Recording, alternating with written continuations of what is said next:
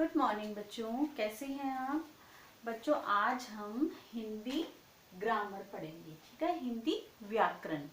तो हिंदी व्याकरण में आज हम करेंगे पाठ 8। पाठ 8 क्रिया।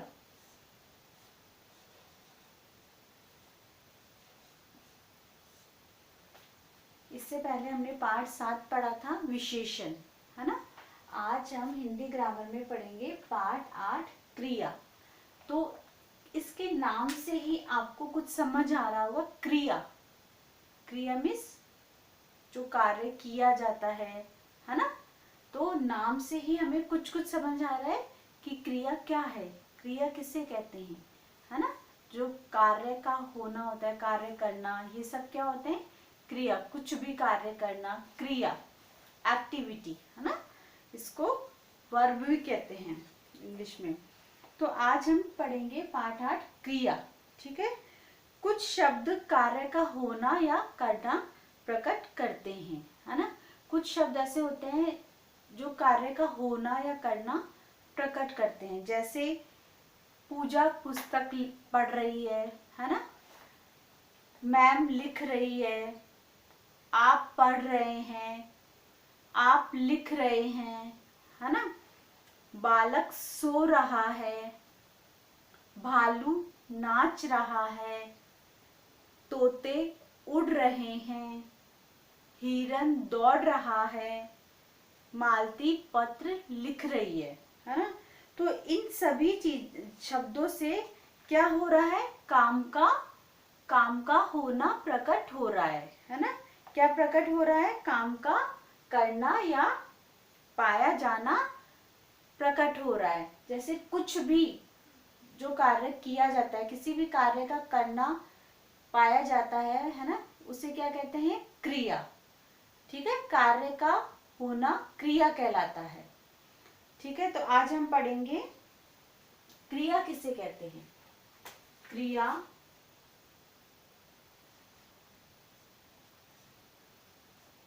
प्रश्न 1, क्रिया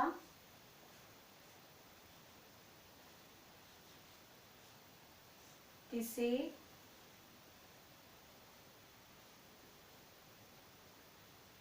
कहते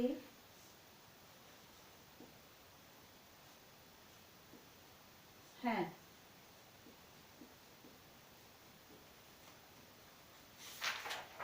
क्रिया किसे कहते हैं, जो शब्द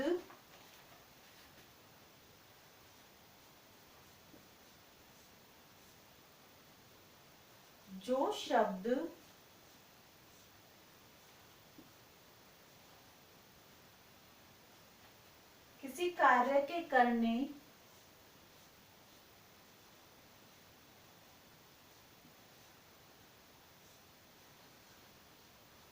किसी कार्य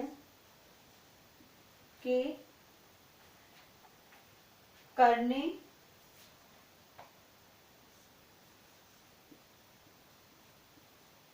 अथवा होने को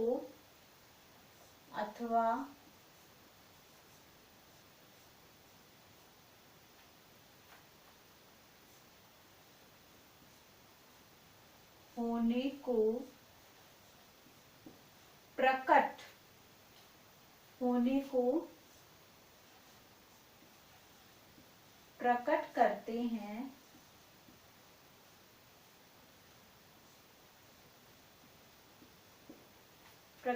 हैं, उन्हें क्रिया कहते हैं। उन्हें क्रिया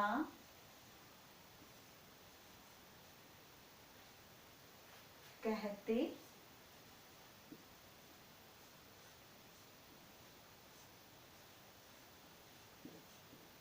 हैं, ठीक है। क्रिया किसे कहते हैं, जो शब्द किसी कार्य के करने अथवा होने को प्रकट करते हैं, उन्हें क्रिया कहते हैं। जैसे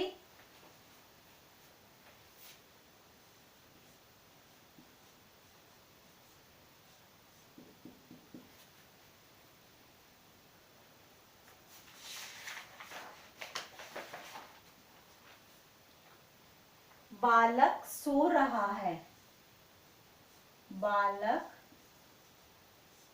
सो रहा है, बालक सो रहा है ना। और भालू नाच रहा है, भालू नाच रहा है। तो इनमें कार्य का होना प्रकट हो रहा है। जैसे बालक सो रहा है तो वो सोने का काम कर रहा है ना, उसमें उसका सोना प्रकट हो रहा है, सोने का कार्य प्रकट हो रहा है। भालू नाच रहा है तो भालू क्या काम कर रहा है, नाच रहा है, तो उसमें नाचने का काम प्रकट हो रहा है ना। तो आपको समझ आया क्रिया किसे कहते हैं, जो शब्द किसी कार्य के करने या होने को प्रकट करते हैं वो क्रिया कहलाते हैं। आपको समझ आया? आई थिंक आपको लर्न भी हो जाना चाहिए। ये एक बार फिर से मैं रिवाइज कर रही हूँ, इससे आपको लर्न हो जाएगा।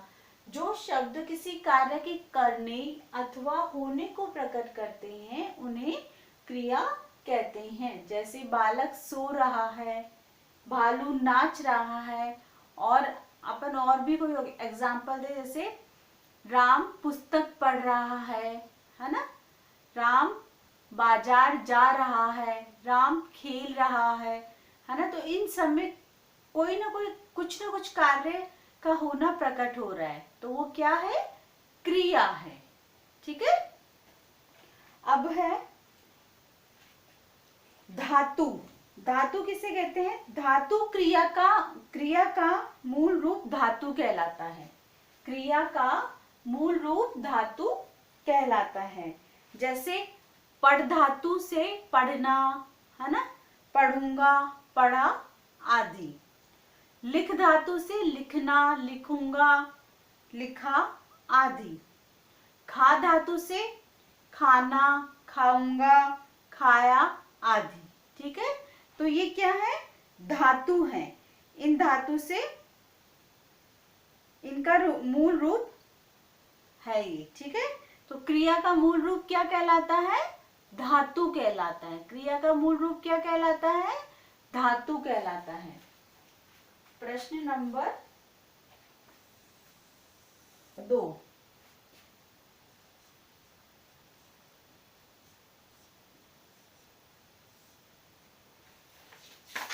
धातु किसे कहते हैं, धातु किसे कहते हैं। अभी मैंने आपको बताया था धातु किसे कहते हैं, बताइए। क्रिया का मूल रूप धातु कहलाता है, क्रिया का मूल रूप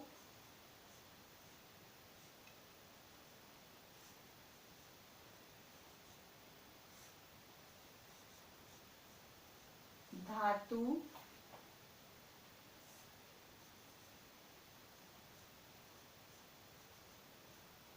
कहलाता है।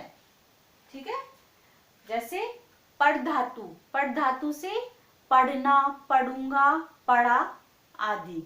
लिख, लिख धातु से लिखना, लिखूंगा, लिखा आदि, है ना। खा धातु से खाऊंगा, खाया, खा आदि, है ना।